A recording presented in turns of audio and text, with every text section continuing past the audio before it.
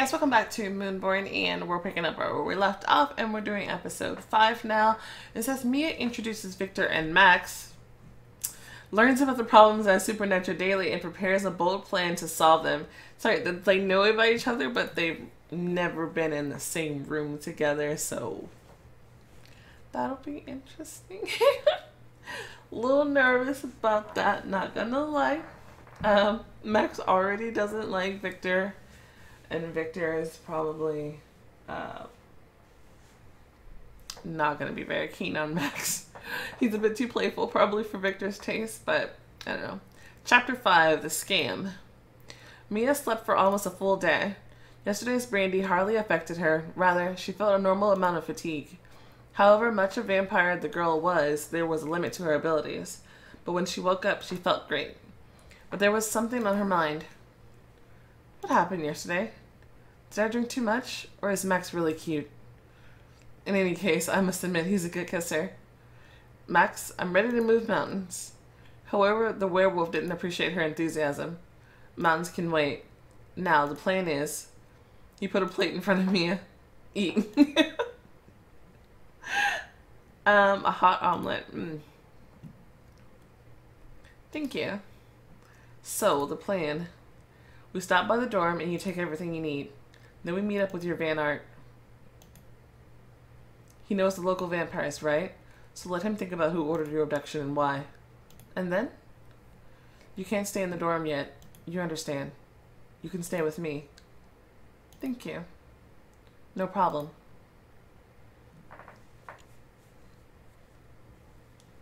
The werewolf looked around carefully. Not one. Hey Mia, what's up? Not much, and you? Trying to study. By the way, I called you. You won't believe it, but I lost my phone again. Well done.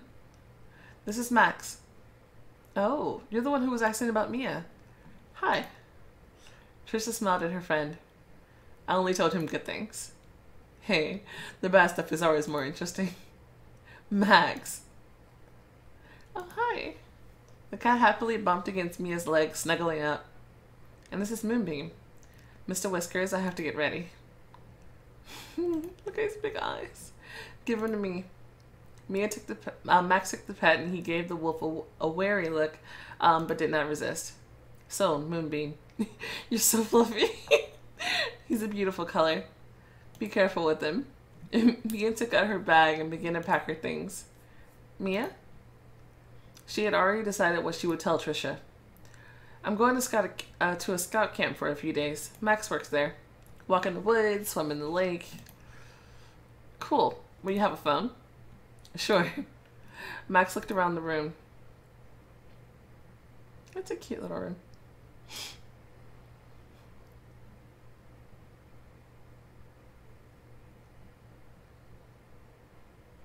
Looks comfy. We try it. One sec. Max, how did you get into the women's dorms? A bit of charisma opens any door. Charisma and modesty. And a sense of humor. Will Moonborn stay with me? Or will you take him? He misses you. I'll take him with me. Definitely. Max took Mia's bag and gave her back her pet. Ready? Yes. Then let's go. See you later, Trisha. Bye-bye. Letting the werewolf go first, Mia turned to her friend. Trish, are you offended? Jealous? Trisha kissed her on the cheek and smiled. Maybe a little bit. Seriously, we already had this conversation. I'm not going to interfere with your love life. I'm not offended or jealous. Go on already. Bye. Listen, why isn't Moonbeam afraid of you? You're a wolf. Werewolf. Other predators sense the power in us. Wild animals avoid us, but pets respect us, though they're cautious at first. They got into the car and Max asked, shall we go buy you a new phone? Yeah, let's go.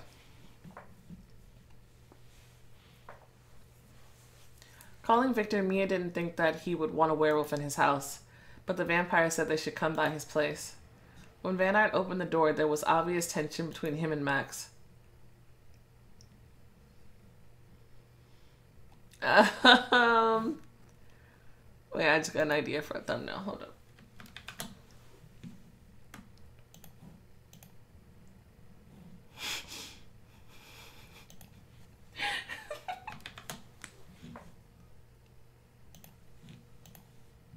And then, Victor? Yes, that's me. Max's punch was too sudden for Victor to react. Disregarding his split lip, the vampire immediately rushed at the vampire werewolf. Stop it! But it was too late for that. I don't understand why Max knew him and then just randomly attacked him. They fought angrily, although they clearly did not seek to kill each other. Max remained in his human body, and Victor seemed not to care about the light coming from the windows. Trying to separate them. The girl stepped impetuously towards the vampire and the werewolf. But how to stop them?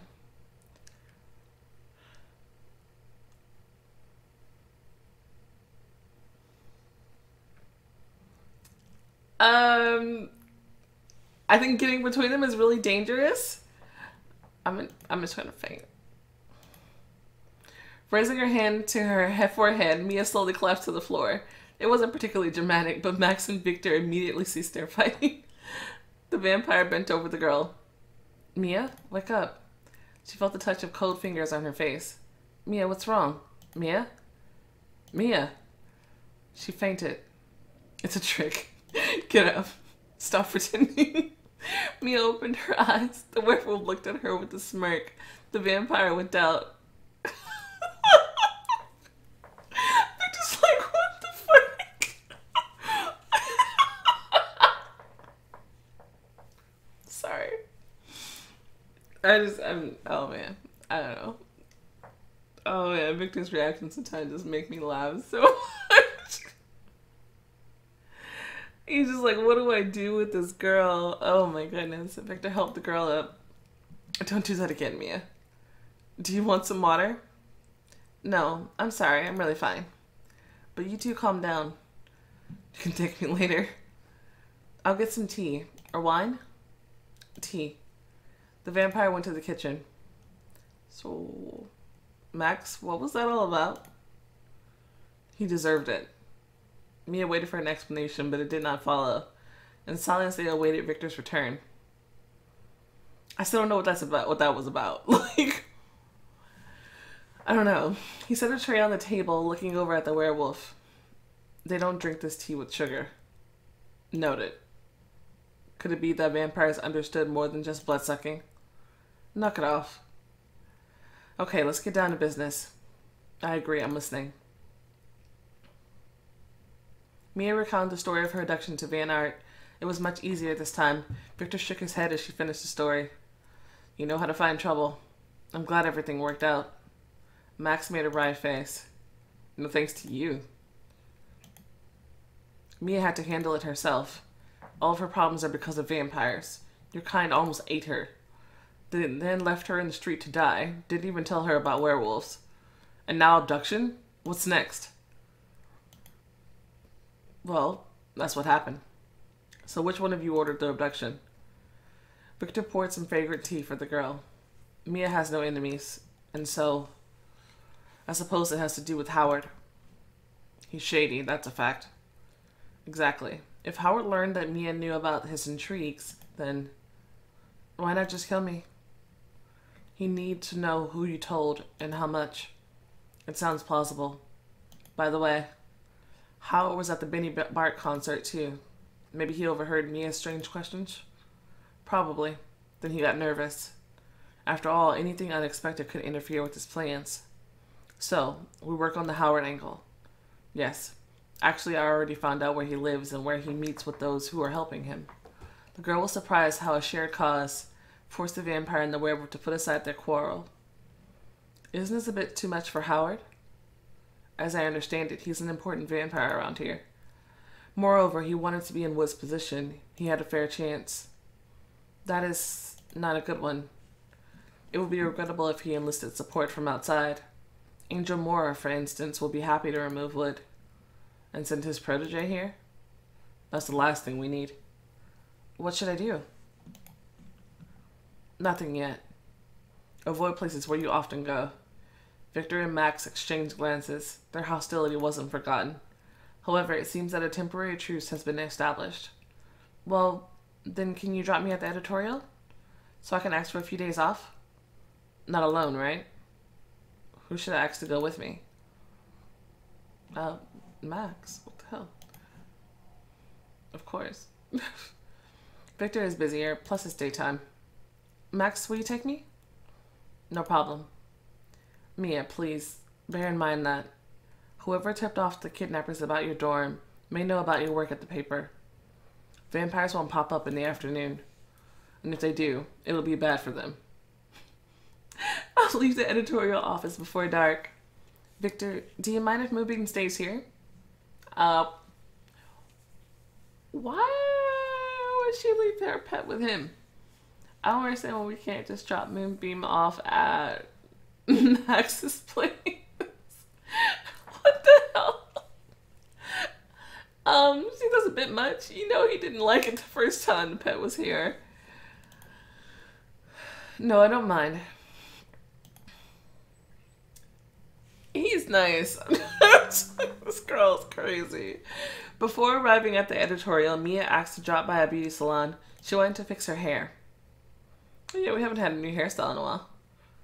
This one is cool. Which one did I go? I went with this one last time. I think I kind of went with the dress that I picked last time.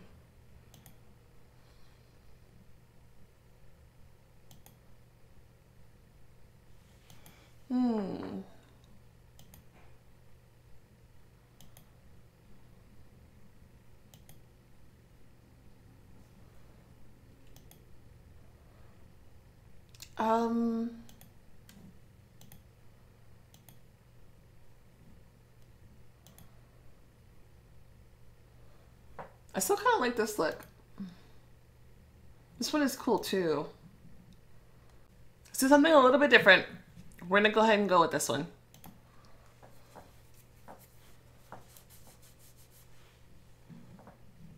Hey, why didn't you style like this before? I like it.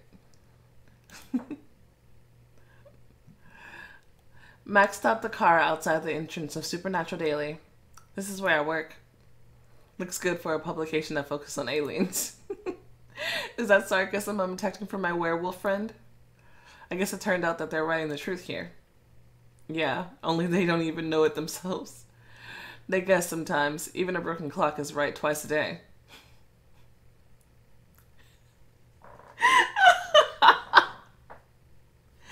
Come on.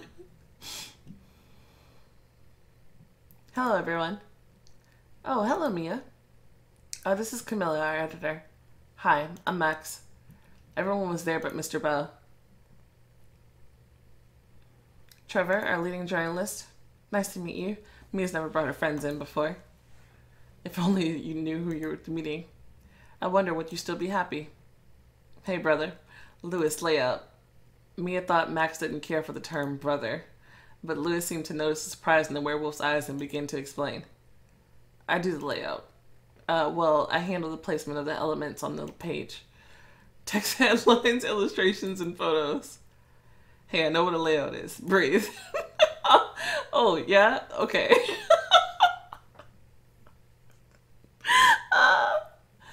I love that he's intimidated by Max. That's hilarious. Mia went to her desk. This is my workplace. What do you think? Well, it's okay. It's a desk. The desk doesn't make the writer, isn't that right? Right, bro. The place doesn't make the man. Good afternoon. If Simon was trying to hide his discomfort while looking at Max, he didn't do very well. It was visible to everyone. Trevor and Lewis didn't understand, but Camilla picked up on it. A photographer, Simon. Do you want some tea? Mia was grateful to the editor. She was trying to play matchmaker with Mia and Simon, but she was on Mia's side. And now she was trying to defuse the situation. Or maybe coffee? Oh my god. Dude. I've never once even flirted with you. It's not gonna happen. Oh my god. Oh goodness. That's interesting. You can go there with him a couple of times, but it's not like a permanent thing. Like, I think he gets like, even if you are seeing him, I think if you're also seeing either Victor or Max, they kind of scare him off because they're not having any of it, and they don't like to see him as competition. So yeah, it doesn't end well for Simon if you're seeing multiple people here. But anyway, the photographer silently went outside. What was that about? Well, who knows? Could be anything. Simon is a good guy, but it's not my fault that I only like him as a friend. So, how about that tea? Thank you, Camilla. Do that tea would be great. Just a second. Who else wants some? With pleasure. The rest refused, citing the need to work. The three of them were left to chat. Mia noticed that Camilla was completely fascinated with Max, and when the werewolf left for a moment, the editor whispered, "If we weren't friends, I would have stolen him." Jesus. Camilla, great tea. Judging by the wolf's smug expression, he had heard everything. Glad you like it. Did you grow it yourself? No, but... I'm joking, really, it's great. Then Camilla suddenly remembered. Mia, I started editing your article. The boss liked it. I did too. Really? Great. You can start writing a new one for the next edition. We'll publish both. Mia glanced at Max. More about what modern witches? Yes, stay on that topic. Camilla returned to her desk. Mia turned to the werewolf. Are you laughing at my work? Don't grumble, it's really funny. I even like that you work here. And still you're laughing. Not at all. I could even give you some ideas. How about the washing machine that came to life or the blender killer? No.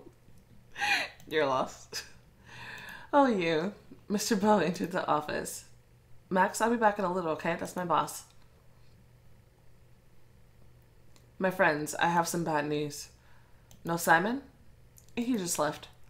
Call him later and tell him, Camilla. She nodded, quickly writing herself a note. So, our magazine has become the victim of a scam. I've been informed that because we failed to pay our loan, they could confiscate not only our office equipment, but the office too. What loan? Exactly, we don't have any loans. I was in the bank that we supposedly owe. I called a lawyer and the police, and everyone has told me that the bank statement is legitimate. It was sort of underhanded. The layout editor expressed his feelings on the matter very explicitly. Lewis, control yourself. There are ladies present. Sorry. Really, I agree with Lewis. Which bank? Eastern Unlimited Trust. The journalist pulled up more info. This bank looks fishy, just based on the reviews. It opened just a few years ago. I hope everything will get straightened out. In the meanwhile, go home. Later I will contact Camilla and she will communicate any news to you all. Mr. Bow.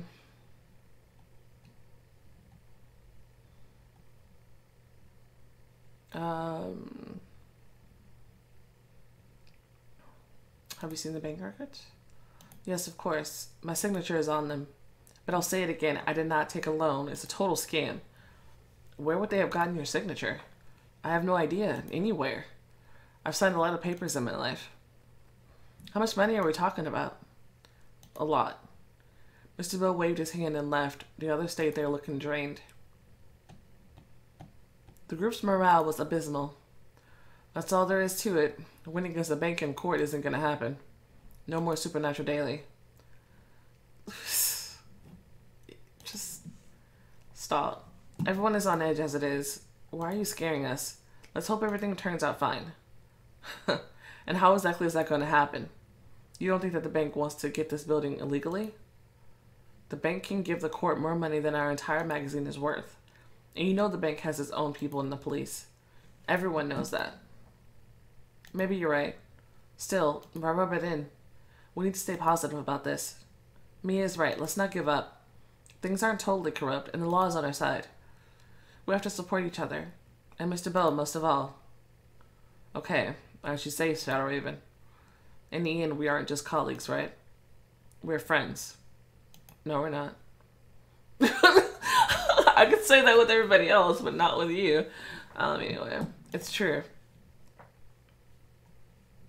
Mia approached Max. Did you hear? Yeah, I heard. Mia leaned toward the werewolf, whispering, We can't leave it like that. And I have an idea. Here she goes. Along the way, Mia explained her idea. Max was clearly unhappy and asked as soon as they entered the apartment, "Are you serious?" "Completely. I understand that you normally need special skills and knowledge, but I can get by with my abilities." "Mia, don't make stuff up. I dealt with 3 vampires. Do you think it would be harder to get into a small bank?" "This isn't the Federal Reserve. Of course, I'm not going to go there alone. First, it was breaking out that crazy Stanley. Now, Eastern Unlimited Trust. Don't play these games. It's dangerous. You're turning into a criminal. Like Harley Quinn? More like Catwoman? Would you reconsider?" Mia's mind was set. She decided to infiltrate the bank and find evidence of the fraud there. Max failed to dissuade her. She needed to save the magazine, and most importantly, she had the ability to. The girl was absolutely sure that everything will work out. I have an assistant, after all.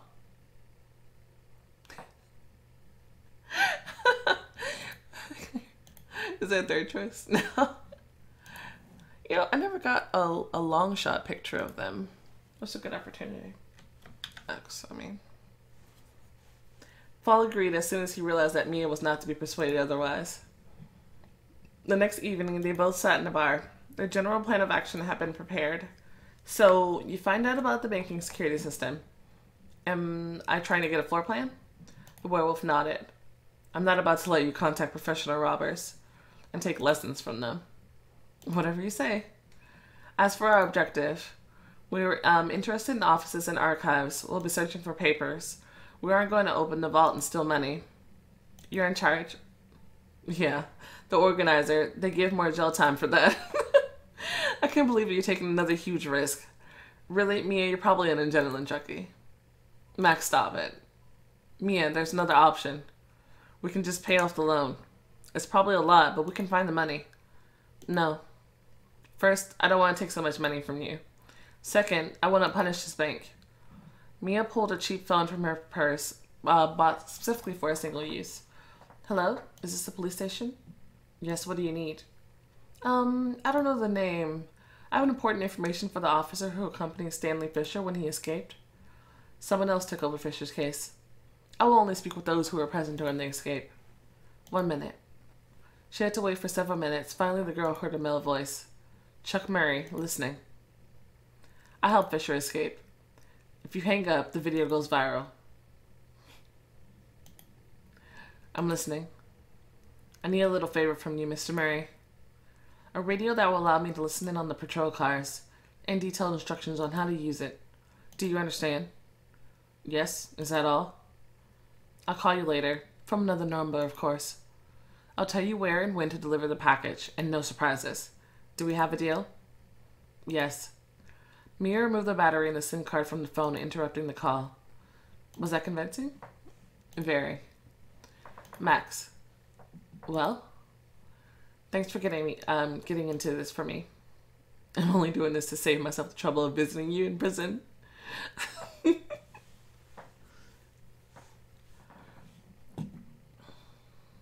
A few days later, the trial began between the bank and Supernatural Daily Magazine.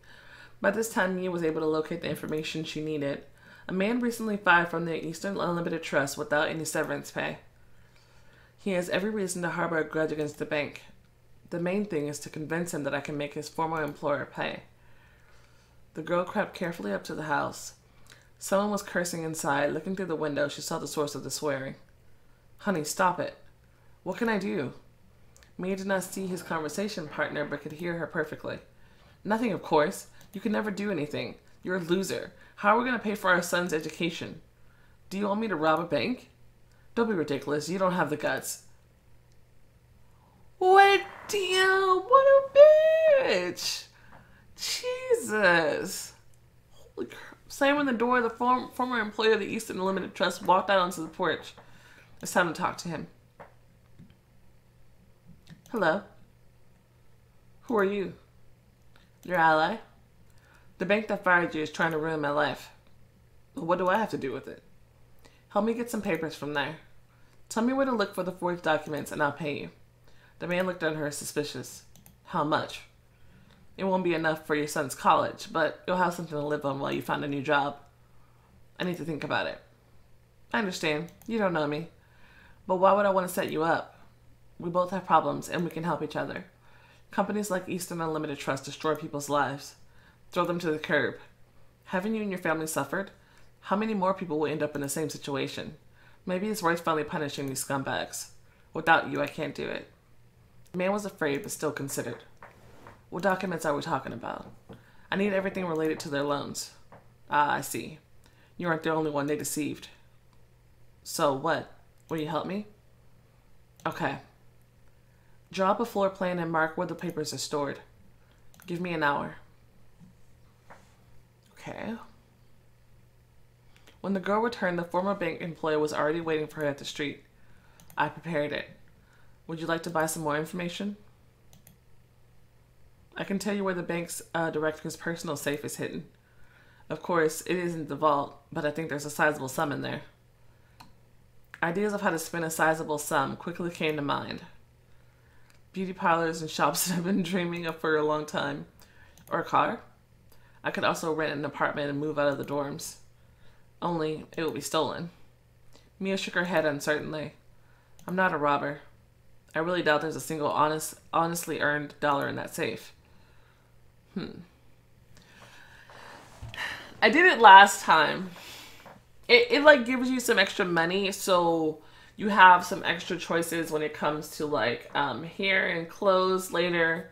And you can use the money in like certain situations. They kind of help you out.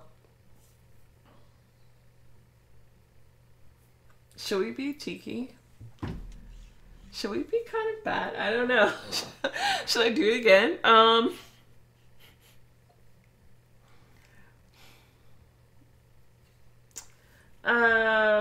I could do without it.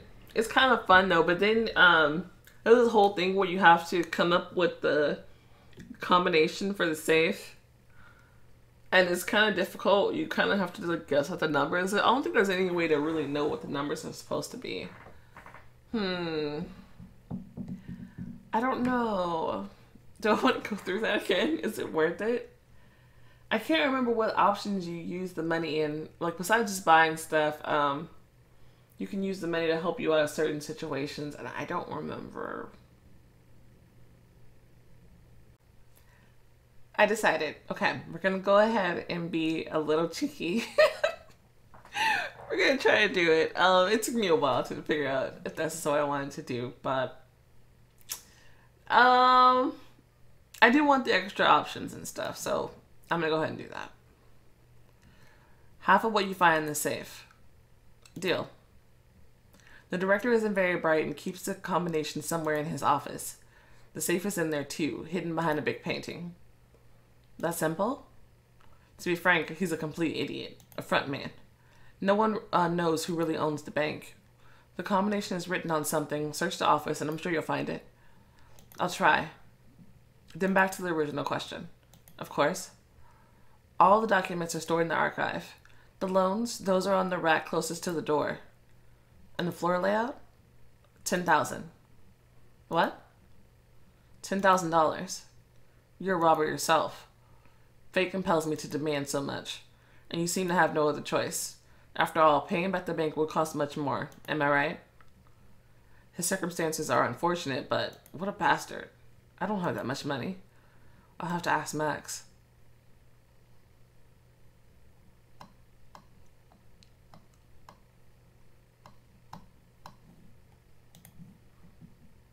Too much.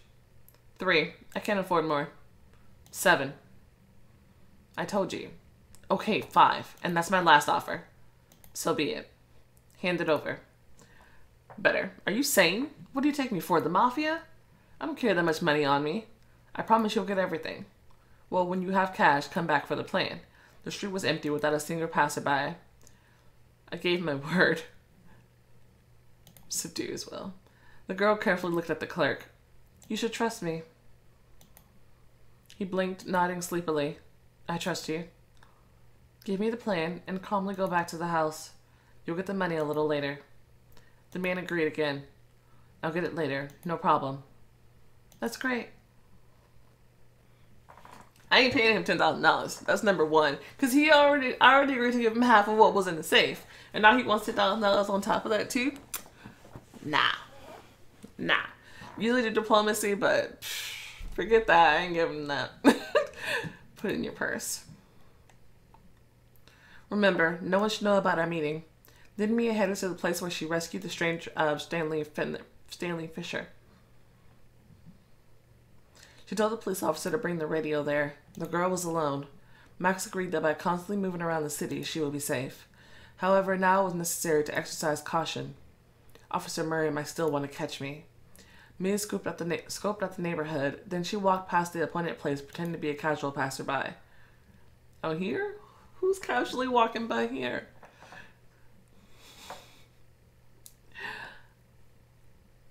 It seems everything is quiet. Only then she approached the bushes in which the box lay. Great. Now it was time to go up to Max. Here I am. How are you? She told the werewolf everything she had learned. Cool. Don't worry about the clerk. It's nothing. We'll pay. When do we go to the bank? Once we're ready. How much money does Max have? Like, I get Victor have a lot of money. I'm just wondering how Max made his fortune. Well, I guess his family owns a lot of stores there. You know what it reminds me of? The Proposal. Like Ryan Reynolds and what's her name? Sandra Bullock. And he lived in like Alaska, like that place we'll call Sitka. And there was like all these businesses in the town with their name on it. And so she thought that they were poor, but they were actually really rich. I'm thinking that's like Max. It could have been a basis for what they were talking about. I don't know. But anyway, once we're ready, let's do everything tonight. Okay, so that's the end of chapter 4. So next time we're going to be going to the bank and getting trying to get what we need on the bank people, and we have to deal with that and do a whole little sneaking mission. It's all like James Bond-esque and it's fun. So I'm super excited for that. That was a really fun chapter. And we have to try to deal with the whole safe situation so we can figure that out so we can get some extra options a little bit later in the story. So we'll have to see how that goes. But anyway, that's it. Okay, we got some more skill points. We got a little bit more in fortitude, but seriously, I'm not paying him $10,000. He's crazy. Yeah, in either case. Thank you guys so much for watching, and go ahead and like, comment, subscribe, show the video some love if you enjoyed it, and I'll see you next time. Bye.